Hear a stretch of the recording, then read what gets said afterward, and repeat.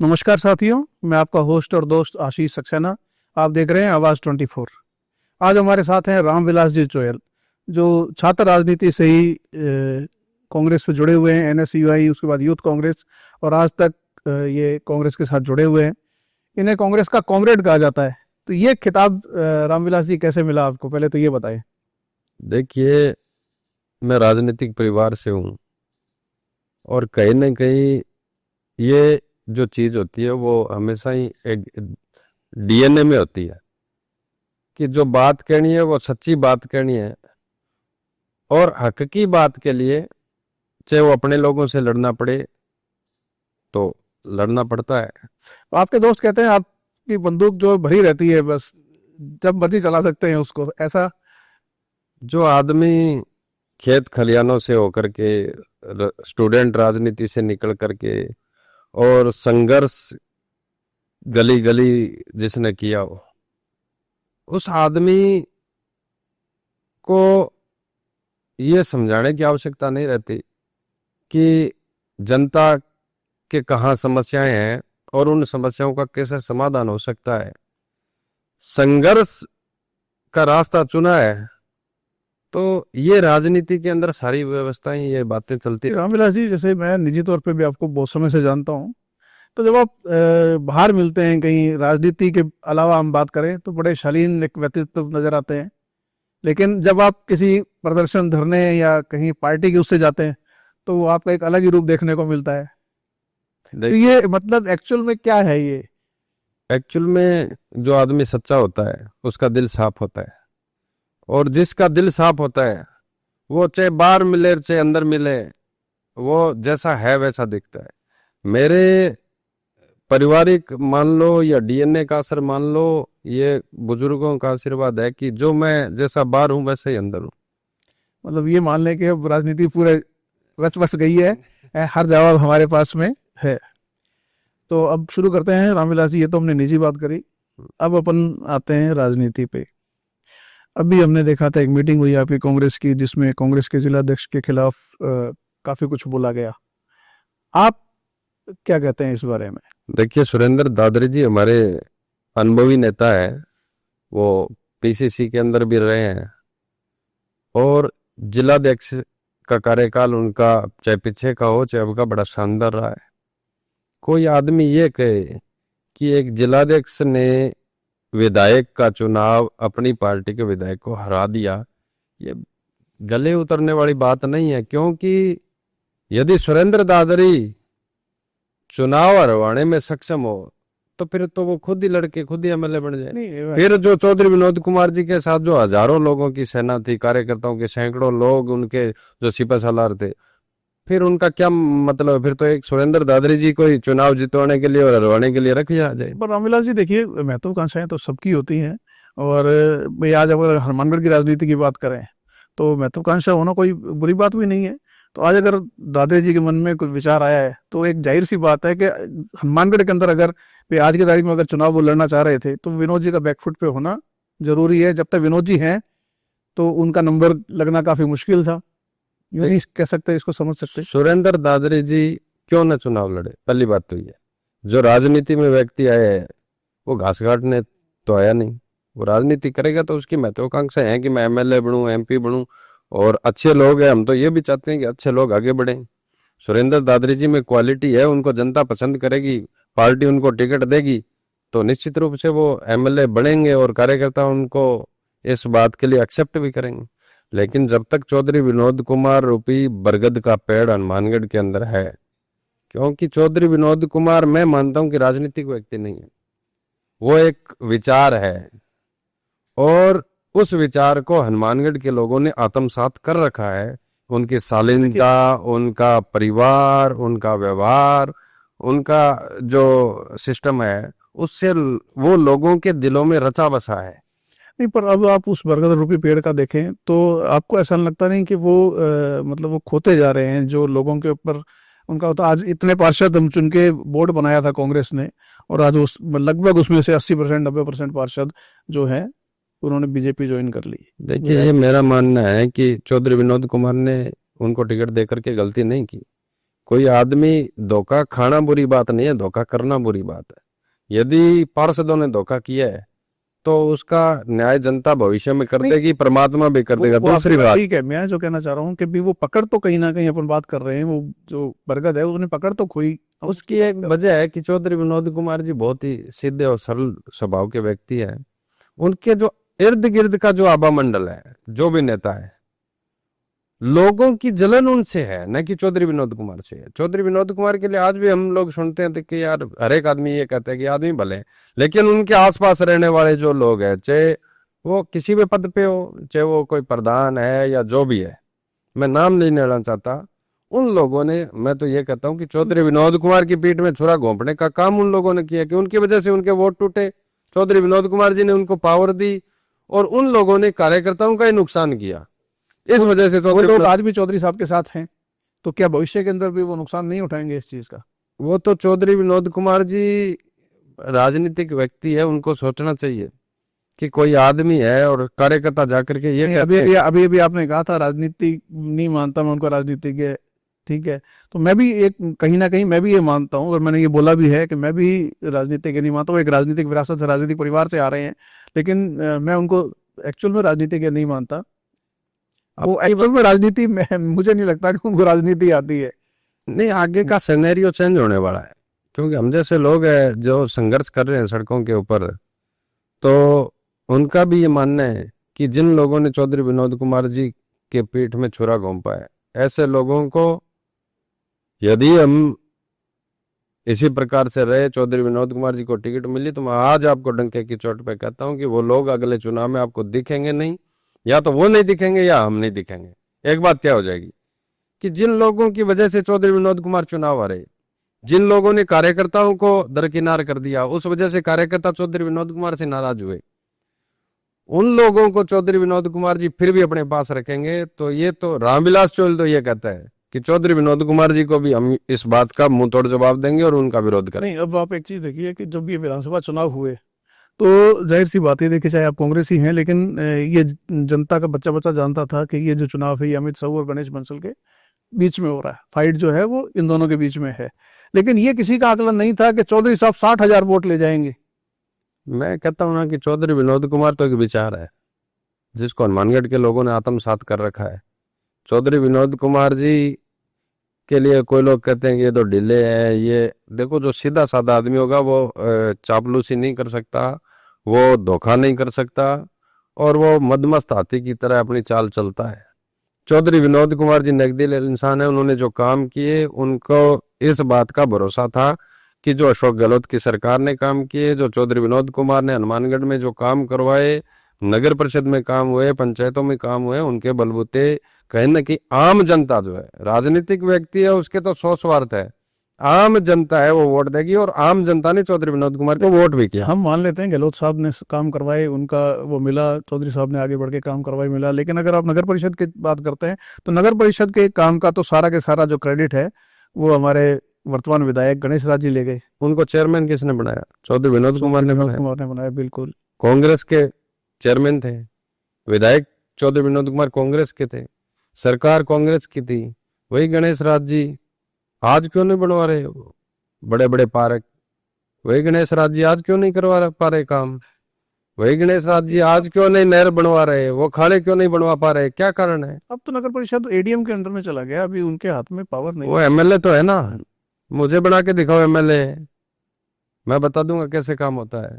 MLA तो है और वो चेयरमैन रहे हुए, उनको नॉलेज तो है ही। बिल्कुल। आज कहाँ है फिर वो विकास? विकास सरकार करवाती है और विधायक जो होता है उस पार्टी का होता है, तो ही विकास होता है। 900 करोड़ रुपए के तकरीबन डायरेक्ट पैसा चौधरी विनोद कुमार जी अशोक गहलोत सरकार से लेकर के आए थे। चाहे अंडरपास का मामला हो, चाहे ये जो लाइटिंग का मामला हो, चाहे सड़क निर्माण का मामला हो, चाहे पार्क निर्माण का मामला हो, चाहे मेडिकल कॉलेज निर्माण में भी चौधरी विनोद कुमार का बहुत बड़ा योगदान रहा है। हनुमानगढ़ के विकास में चौधरी विनोद कुमार ने कोई कोर कसर नहीं छोड़ी। उन्होंने फ्री हैंड दे दिया था कि सरकार से जो व्यवस्थाएं करवानी है वो चौधरी विनोद कुमार जी करवाएंगे। उन्होंने ये कहा था कि मैं करवाऊंगा, यहाँ जो विकास करना है उसकी रूपरेखा आप बनाओगे, आप बोर्ड के चेयरमैन हो, ये काम बोर्ड का होता है कि कहाँ क्या करवाना है और उसके लिए पैसा कहाँ से आएगा, उस पैसे की व्यवस्था सरकार से कैसे होगी, ये चौधरी विनोद कुमार जी का काम था। चलिए रामविलास जी, ये तो चीजें निकल गई हैं। अब हम भविष्य की तरफ देखते हैं। तो नगर परिषद चुनाव आज नहीं कल 6 महीने बाद 8 महीने बाद होने ही है। तो अब आप क्या देखते हैं? क्योंकि नगर परिषद चुनावों के आपके जो लगभग जो पार्षद हैं वो छोड़ के जा चुके हैं। तो अब पार्टी कहाँ देख रही है कि वो पार्टी क्या उन्हीं लोगों को दोबारा से टिकट दे के पार्टी में शामिल वापस करेगी या नए कैंडिडेट खड़े करेगी? किस तरीके से पार्टी सोच रही है? वो तो जिलाध्यक्ष जी और चौधरी विनोद कुमार जी का काम है। यदि मैं एमएलए का चुनाव लड़ता तो मैं देखता, चौधरी विनोद कुमार जी को चुनाव लड़ना है। अगर आपसे सजेशन मांगा जाए या चौधरी विनोद कुमार जी रामविलास को बुला के कहें कि रामविलास जी आप बताइए क्या करना चाहिए हमें, तो रामविलास जी क्या मैं तो ये कहता हूँ कि जिन लोगों ने धोखा किया है उनको तो पार्टी के गेट के अंदर नहीं घुसने देना चाहिए। उनको चाहे टिकट हार जाए, क्या फर्क पड़ता है इन बातों से? टिकट हार जाएगी क्या फर्क पड़ता है, लेकिन नए लोग तो आएंगे पार्टी के लिए काम करने के लिए। नए लोगों को टिकट देना चाहिए और उनके लिए चौधरी विनोद कुमार जी को, चाहे कोई गरीब घर से है तो उनके लिए फंड की व्यवस्था है तो चाहे पार्टी से करवाए चाहे खुद के लेवल पे करे।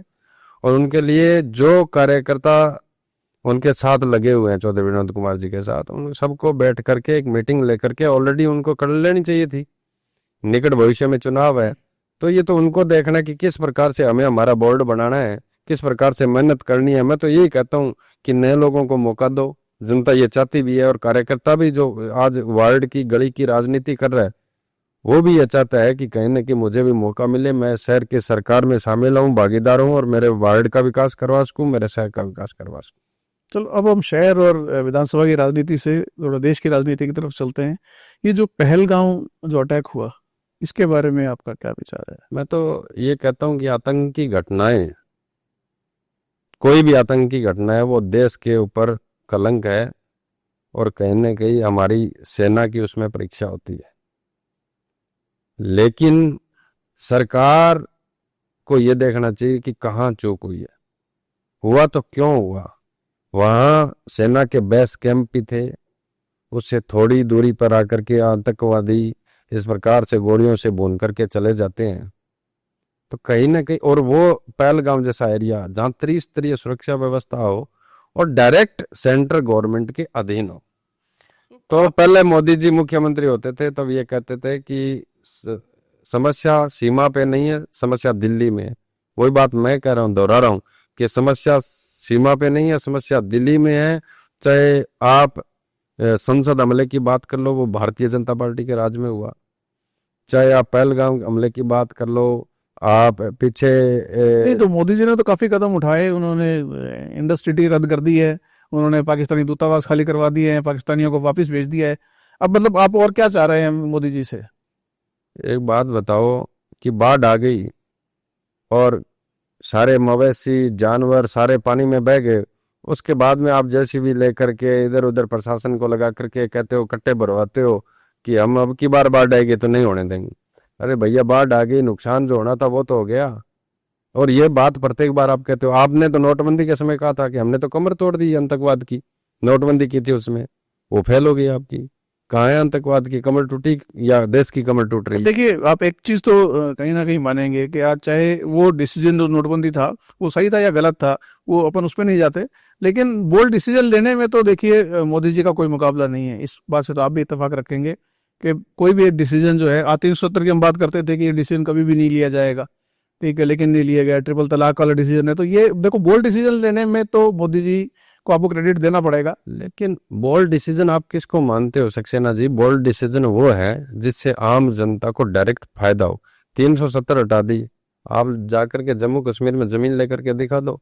वहां तो अडानी और अंबानी ने वो सेब के बगान लेने हैं और वो उनके मित्र है, इसलिए कहीं ना कहीं उनको भी डायरेक्ट फायदा देना चाहिए था, देना चाहते थे वो। इसलिए ये सारा जो पॉलिटिकल प्रोपेगेंडा है, चलो कहीं ना कहीं अब ये तो मानते हैं कि वो मित्र अच्छे हैं, होने भी चाहिए, स्वाभाविक बात है, और वो है। और मैं भी यदि उनकी जगह होता तो शायद हो सकता है कि मेरे मित्रों को आगे बढ़ाता।